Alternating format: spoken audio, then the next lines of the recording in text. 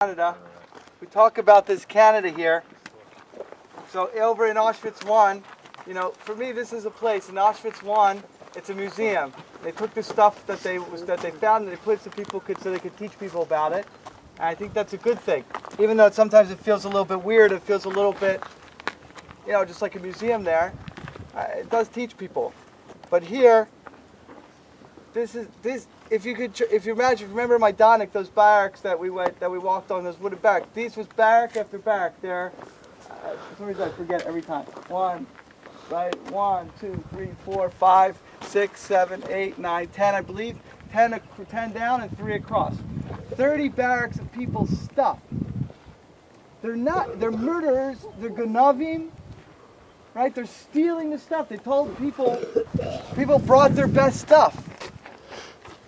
You know, what do you bring when you're told to back up your whole life? I don't know. Zaidi, do you remember what you brought? Dried milk, a bucket. We dried the milk out, and it became like hard because we should have milk. Right, have milk. We hesitate to use it. Yeah.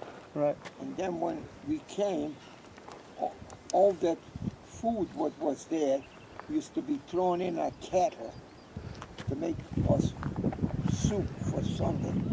That was the best soup in the world. Proud soup, they call it. Made from pieces of bread from cake. Yeah. So when the Germans were retreating, they burned down Canada, all this stuff. You can imagine how much stuff. You know, she was conservative on her estimates of how many people went through here. You know, Professor Gutman at Hebrew University at Yad Vashem, a survivor himself, puts the number close to 1.2 million people who were gassed and killed, and hundreds of thousands more who were going through here. And they're all coming with stuff. So here we have, this stuff is part left of the fires that were burned in the place that it was. This place is a city of death. They created a city to kill and to enslave. There's 100,000 people or so living here. And hundreds of thousands being killed. Millions. We think of Amalek. You know, that's all I think about when I'm here. This spot always reminds Amalek. Amalek took the industrial. That's why all week I'm harping about the Industrial Revolution. Because they took the Industrial Revolution. They took all those things and they made a factory to kill from. And there's so much stuff that if everyone looks at your feet now, if you look down between your feet and you dig a little bit in that dirt and look around, I'll bet you many of you will find stuff. Right? Here's a piece of like a knife or a razor. Here's a button. He found a button there. There's a button here too. All right, there's a button here too. All these barracks, there's still tons of stuff buried in the ground. For some reason or other, I'm trying to visualize. I remember the barracks was a long way this way. Yeah. Huh? Yeah, right here.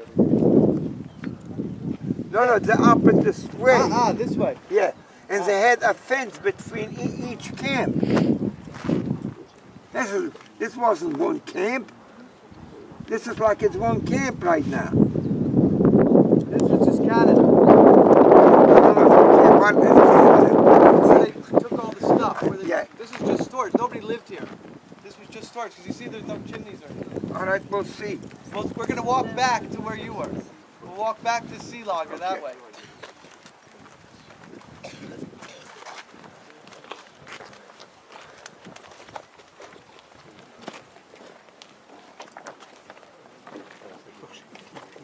En fait, si on grattait le sol, on pouvait toujours trouver quelque chose. Des boutons, des cuillères, des couteaux. Ce que les gens apportaient ici.